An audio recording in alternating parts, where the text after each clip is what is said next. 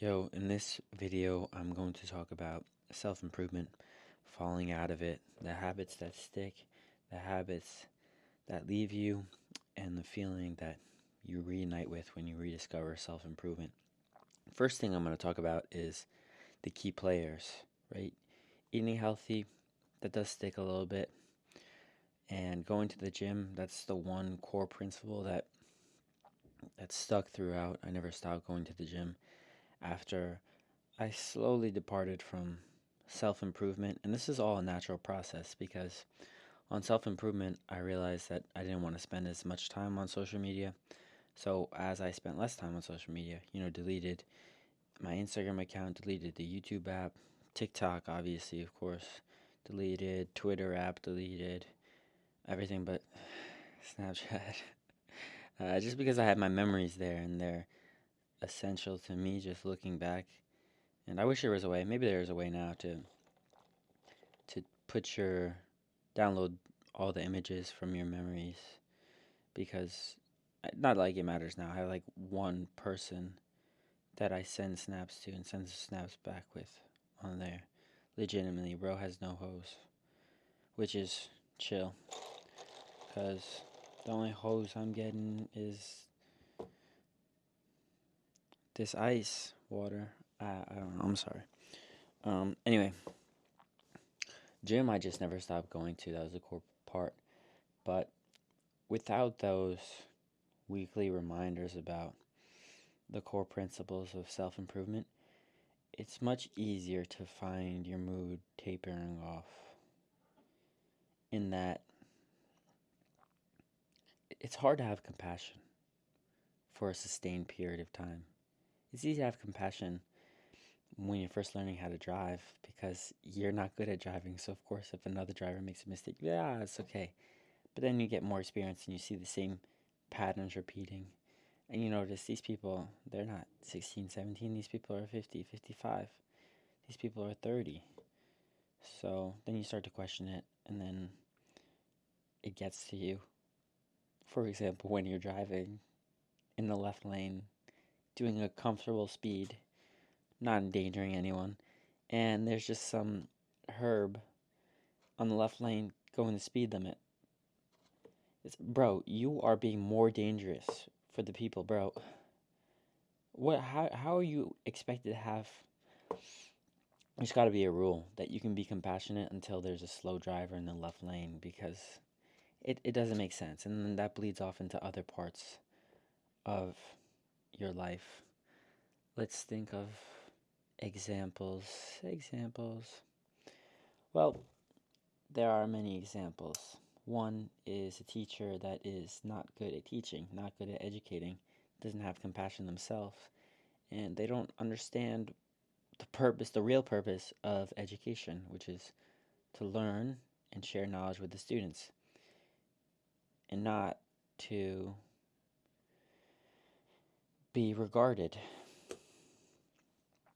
Yes, so those things I'm beginning to rediscover.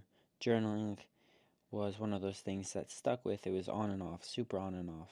I actually have a platonic relationship with my journal. It's one of my closest friends, probably my closest platonic friend. I don't, I'm sorry, I just woke up. That's why I'm drinking coffee. I meant my closest imaginary friend. Um, of course, the journal is platonic, if that's what you were wondering, most of the time. Uh, yeah, but something like meditating kind of fell off. Didn't meditate anymore. And I was spending less time on social media, being more mindful, so I didn't meditate, but that's something I'm getting back on because social media creeped back in, especially with my business being online. It's just so natural for it, and with AI and everything, being excited by it. But AI also scares me as well. I don't know. What are we improving for? Because I think it's essential that we at least try to improve. Because humanity very well could be at the end of its line, at the end of our existence. And honestly, looking back, we had a good run. People are so terrified because it goes against all the core principles of our existence. which is underscored by the fact that of one rule, and that's to keep existing. Maybe not us, but our children. But I don't know. I just don't think many of us.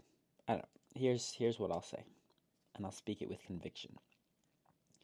I've always been one to take the benefit of the doubt, and now I see all of these shortcomings of modern humans, and I wonder to myself, is this the fault of the system, or the humans, us humans, are built this way?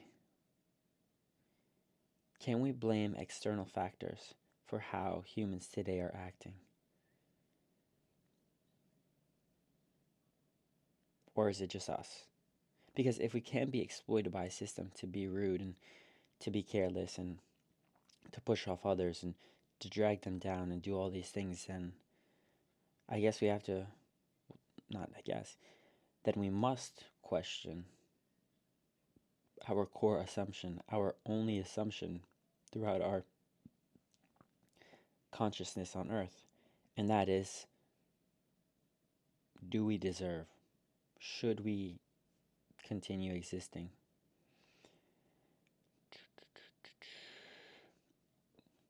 But since I've slowly gotten back on self-improvement, I've also noticed this peaceful emotion. I love emotions because they're indescribable, but I'll try anyway. I had prom when I was 17, my senior year of high school, before I was going into college, and I didn't know where I wanted to go to college at the time. And I invited some random girl I hadn't met because I mean, times have changed. I didn't know any girls because I went to an all-boys private school. So I invited some random girl on Snapchat. She was like, yeah, sure. Are you serious? Yeah. So we went, and it was terrible. She was kind of just, we weren't vibing that much, I guess. So,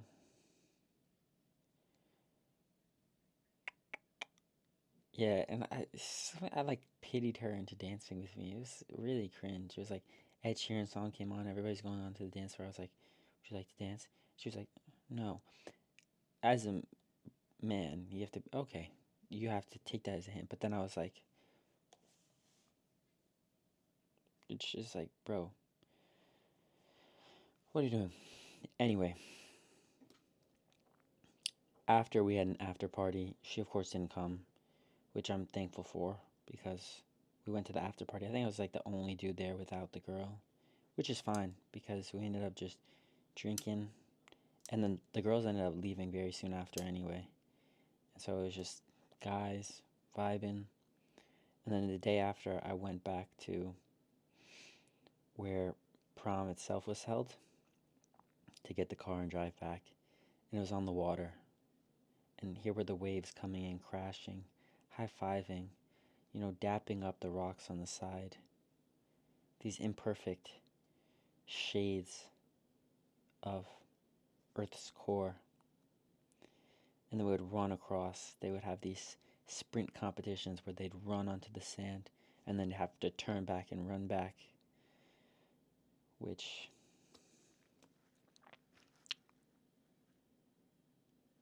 I don't know what it's like. I wish I could have found a metaphor for that. And the sun was just peeking its head out. It's like there's a wall. The horizon's the wall, and the sun was just like this, just looking, getting curious to see if anything changed today or if it can still come up. Has the earth changed? Are humans still here on this side? And of course, nothing changed. So it pulled itself up, and it's right here when I was by the water. And complete clarity, peacefulness, mindfulness, and certainty in what I'm going to do.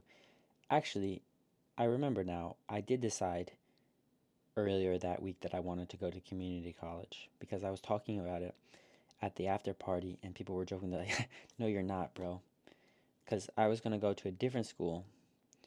Not that this matters, but just for reference, it had 25% acceptance rate that year. It's super regarded in the traditional sense of the word, not the other meaning I used it for. And so people, they couldn't believe that I would go from that to community college, and what a great decision it was, I have to say. So if that's something that one of my 2 viewers has ever considered, you should strongly consider it then.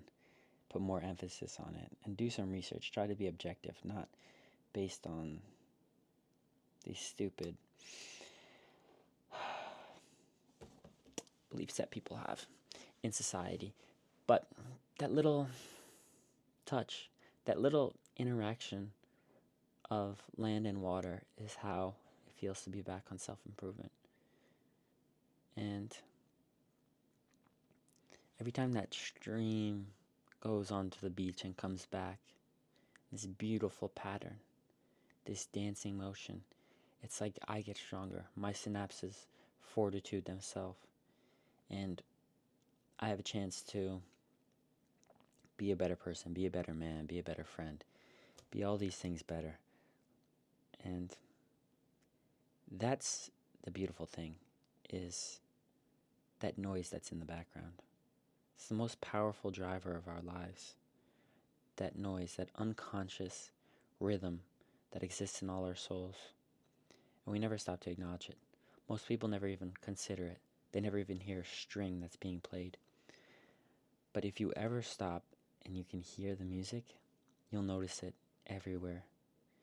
When you leave, you change lives. You go, you improve, or maybe it's for the worst. Something happens in your life and its consciousness is completely altered. But then you're walking on the street and there's a familiar memory of what once was. Maybe it's a smell. Maybe it's a person's face that you catch.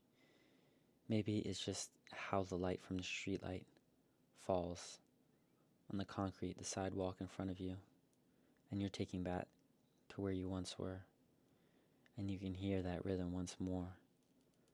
The tapping of the drums, the smooth, soft rhythm of the guitar, the jazz. It's all there. And then you remember what once was and who you are now. I think that's the most important thing that we have to do. And that's what holds up all art and stories. It's not the substance of the stories themselves. Because if we take the words for what they are, they're meaningless. Words are assigned meaning by our attempts to understand them. And our attempts to understand them only have value because of our experiences through similar scenarios. And in every scenario, there's that little beat of the drums and that soft call of the singer's voice. I encourage you to try to listen and let me know what you think. Peace.